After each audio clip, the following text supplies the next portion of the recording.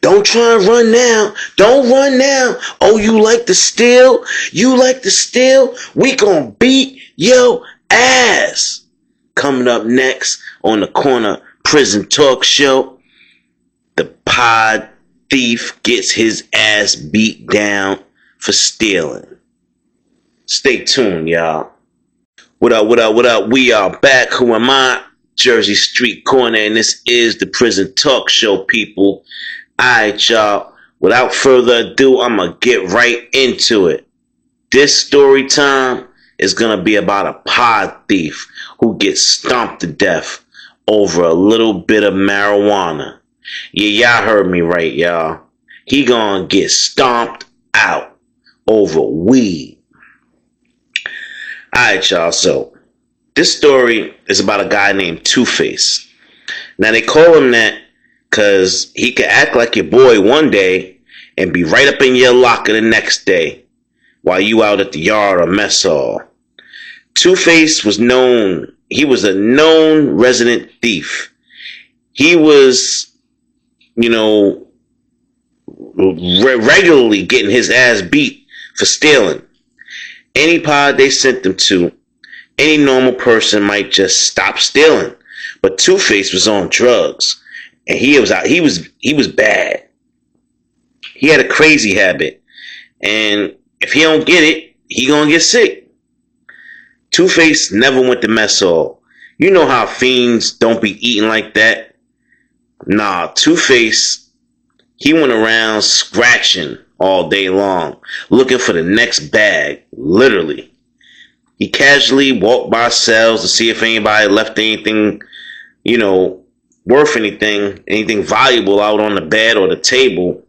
He don't care if it's a TV, a radio. Man, if you had a pair of designer shoes, Two-Face was taking that. Stamps, soups, soap, candy, tobacco, even state boots if they was crispy. This man would take a mirror off your wall if you leave him alone long enough. That's just the kind of guy he was. Now, in every prison, in every pod you get locked in, you will have crash outs. Y'all say, what's a crash out, Corner? That's somebody who's willing to do any damn thing to anybody, damn near, to be in the gang's good graces. So, it just so happens the Crips had 2 new recruits. They've been putting in work for the set, learning all the rules and doing what they're supposed to do. So the OGs of that set had one more test for these 2 prospects. If they passed, they was in.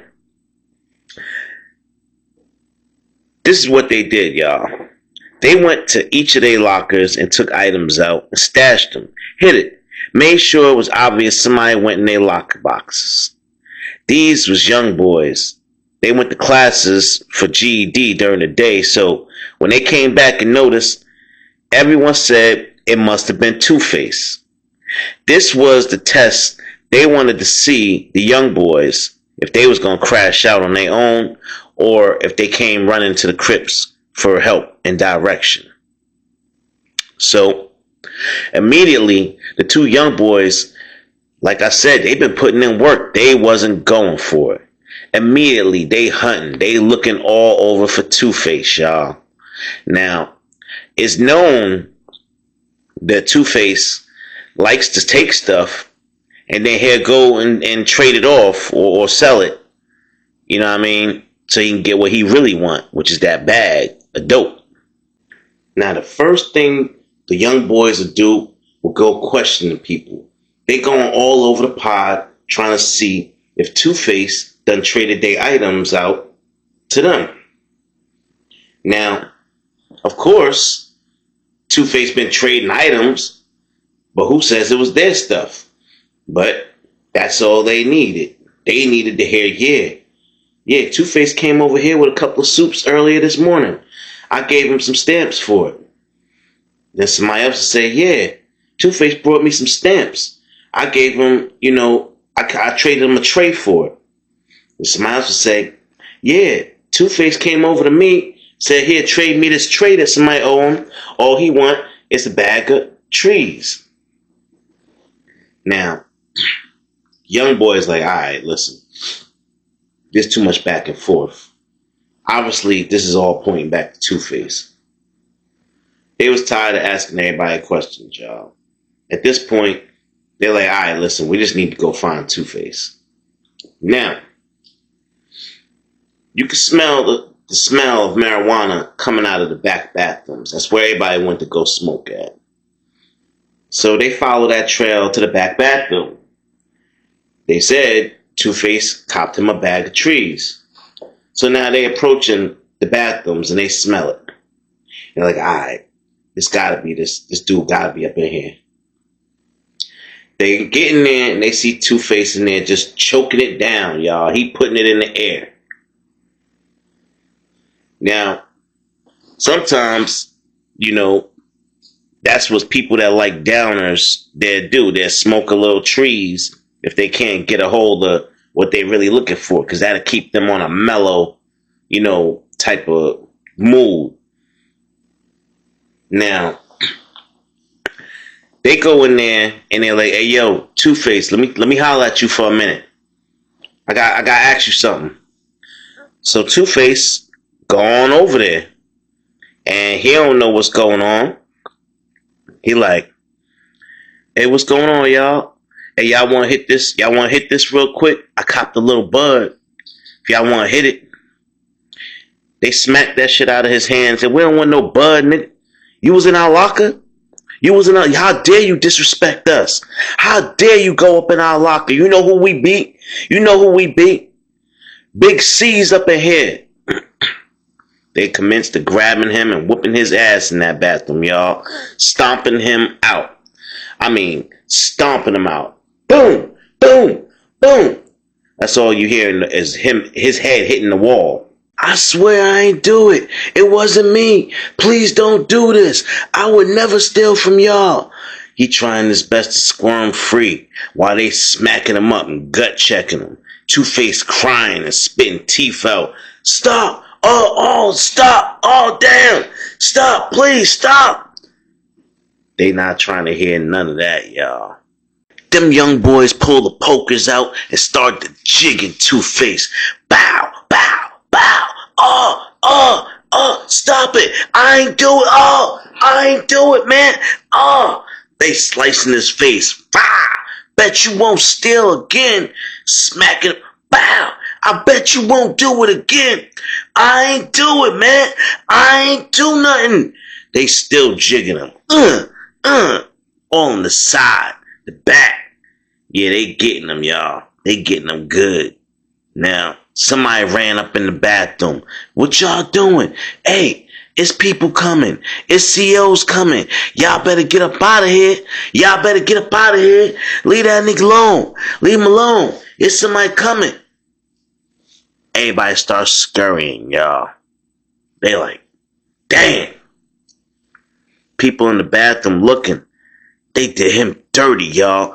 We got to get up out of here. We don't want no parts of that. Hell nah. They gonna try and pin this on us. Everybody bounce. Now, nobody wanted to say it, but the young boys, they just did what the majority of people in that pod have been wanting to do for a long, long time.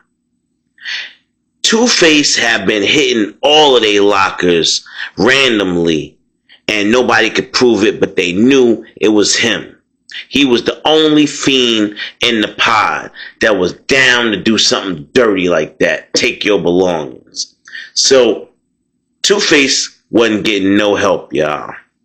Wasn't nobody gonna go tell the CEOs that Two-Face needed help and none of that. He had maybe one or two friends up in there that, actually rocked with him that he didn't steal from. But aside from them, it wasn't nobody going out of their way to try and help Two-Face. Nobody cared whether Two-Face bled out in that bathroom or not. And that's the repercussions of being a thief. Plain and simple. If you go through life taking stuff, you will be punished. One day, most likely by your peers. And if you in prison, That's the wrong place to have that habit of being a thief. So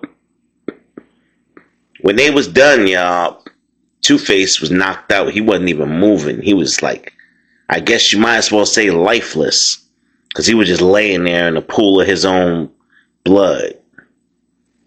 Now, they ran up out of there, y'all. Ran up out of there, went and changed their clothes, all of that. Made it seem like they ain't had nothing to do with it.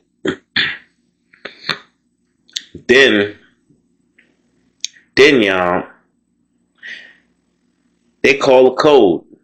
Somebody snitched. Somebody said something was going on back in that bathroom stall, in that shower, and they alerted the guards.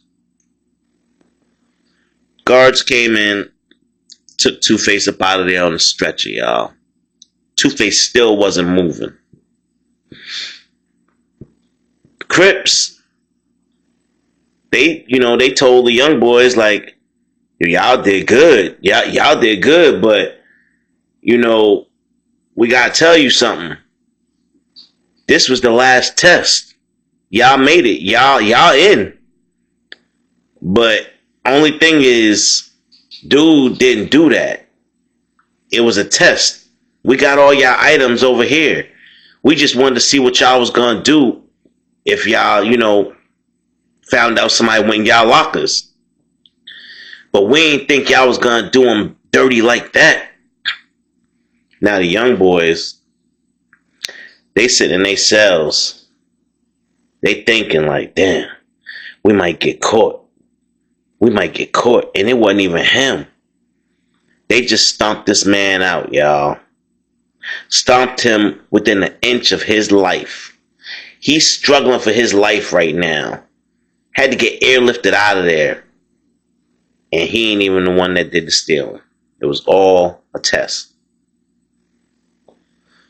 They got cameras in these joints, y'all. The cameras saw the young boys go in the bathroom, saw them run out of the bathroom.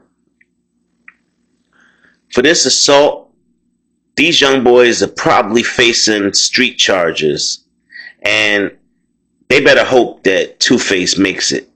They better hope that he stays alive. Because if they catch that charge, you talking about they're going to add another 15 to 20 on top of whatever you was doing. Immediately, y'all, after their little investigation, they come on in there, lock the young boys up. They going right back to the hole, y'all. Nobody talking, though. Nobody telling who did what. Nobody saw nothing. So, as long as they can't put it together, they might be all right. Them young boys ended up sitting back in lockup for almost a year. Until finally, they had to let them out because they couldn't prove they did it. And they accomplished their goal. They were now Crips. And wasn't nobody gonna do nothing about it. Two-Face never came back to that prison. And they ended up putting him in some kind of rehab situation. Because it was getting to the point where he was so bad off, with the stealing and getting sick, he couldn't be in regular population no more around people. They had to get him up out of there for real. Excuse me, y'all. So, I guess the moral of this story is sometimes you might want to get clarification and get all your ducks in a row before you go beating up on people and accusing people of doing stuff that didn't even do it. Those young boys spent almost a year in lockup. That's dead time. That's time that don't count toward their charge, toward their sentence. So they just spent almost an extra year in jail for no reason. Just to get in the gang. And well, I guess if it means that much to you, then hey, by all means, do you. Otherwise, just do your bid, man. Do your damn bid and don't be a crash out. Listen, if you like stories like this, like, share, and subscribe to the channel. Y'all already know the vibes. It's your boy JS Corner. This is the Prison Talk Show. And with that, I'm going to get on up out of here. Peace out.